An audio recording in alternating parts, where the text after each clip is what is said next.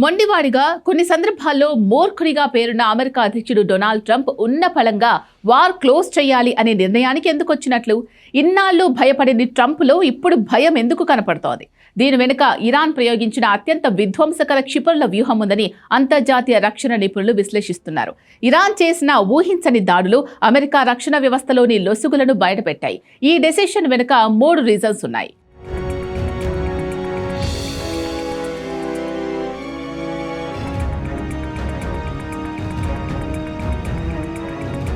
Diego గార్సియాపై దాడి impossible to possible.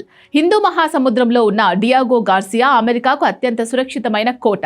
ఇక్కడ ఉన్న బాంబర్లు ప్రపంచంలోని ఏ మూలనైనా దాడులు చేయగలవు. అయితే ఇరాన్ తన సుదూర శ్రేణి క్షిపణులతో ఈ స్థావరాన్ని లక్ష్యం చేసుకోవడం అమెరికాను షాక్ కు గురిచేసింది. ఒక రకంగా చెప్పాలంటే అమెరికా మైండ్ బ్లాక్ అయిపోయింది. సుమారు 4000 కిలోమీటర్ల దూరంలో ఉన్న ఈ దీవిపైకి ఇరాన్ క్షిపణులు రావడం అంటే ఇరాన్ పరిధి ఇప్పుడు కేవలం పశ్చిమాసియాకే పరిమితం కాలేదని అర్థం.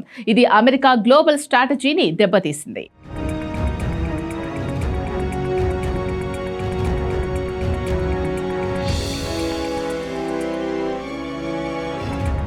రెండు, గాలిలోనే కూలిన F-35 టెక్నాలజీకి సవాల్. ప్రపంచంలోనే అత్యంత శక్తివంతమైన రాడార్లకు చిక్కని యుద్ధ విమానంగా పేరున్న F-35 జెట్ను ఇరాన్ కూల్చివేసింది అనే వార్తలు అమెరికా రక్షణ శాఖను కలవరపెట్టాయి. అమెరికా టెక్నాలజీ కంటే ఇరాన్ క్షిపణి రక్షణ వ్యవస్థలు మెరుగ్గా ఉన్నాయని ఈ ఘటన నిరూపించింది. $100 కోట్ల విలువైన విమానం నేలకూలడంతో యుద్ధం కొనసాగితే అమెరికాకు భారీ ఆస్తి నష్టం తప్పదని ట్రంప్లో భయం మొదలైంది.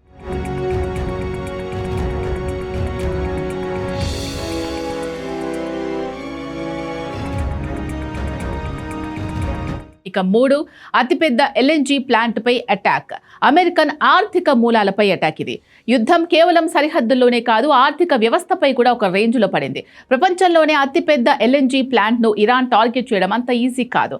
ఆ అటాక్ కూడా ఎవరు ఊహించలేదు. దీనివల్ల ప్రపంచవ్యాప్తంగా ఇంధన సరఫరా నిలిచిపోయే ప్రమాదం ఏర్పడింది. ఒకవేళ ఈ ప్లాంట్ పూర్తిగా ధ్వంసమైతే చమురు ధరలు ఆకాశాన్ని తాకుతాయి. ఇది అమెరికాతో పాటు ప్రపంచ దేశాల ఆర్థిక వ్యవస్థను కుప్పకూలుస్తుంది. మరి ట్రంప్ ఎందుకు వెనుక తగినట్టు?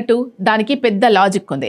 డొనాల్డ్ ట్రంప్ ఎప్పుడు అమెరికా ఫస్ట్ అంటారు. అంటే అమెరికాకు నష్టం కలిగే ఏ పని ఆయన చెయ్యరు. యుద్ధం ముదిరితే వేల మంది అమెరికా సైనికులు ప్రాణాలు కోల్పోతారని నివేదికలు అందాయి. అలాగే ఇప్పటికే యుక్రెయిన్ యుద్ధం వల్ల అమెరికా ఖజానాపై భారం పడింది. ఇప్పుడు ఇరాన్తో పూర్తి స్థాయి యుద్ధం అంటే అది అమెరికాను దివాళా తీయించడమే. ఇరాన్ తన దగ్గరున్న క్షిపణులను ప్రయోగించడానికి ఏమాత్రం వెనకాడడం లేదు. డియాగో గార్సియా వంటి సుదూర ప్రాంతాలను కూడా తాకగల ఇరాన్ సామర్థ్యం ట్రంప్ను డిఫెన్స్లోకి నెట్టేసింది. ఇరాన్ చేసిన ఈ స్ట్రాంగ్ రిటాలియేషన్ వల్ల ట్రంప్ ఇప్పుడు చర్చల మార్గాన్ని ఎంచుకున్నట్లు కనిపిస్తోంది. లక్ష్యాలు చేరుకున్నాం అని చెప్పడం ద్వారా గౌరవప్రదంగా యుద్ధం నుండి ఎస్కేప్ అవ్వాలని ట్రంప్ ప్లాన్ చేస్తున్నారు. ఇది ఇరాన్కు దౌత్యపరంగా దక్కిన విజయమని విశ్లేషకులు అభిప్రాయపడుతున్నారు.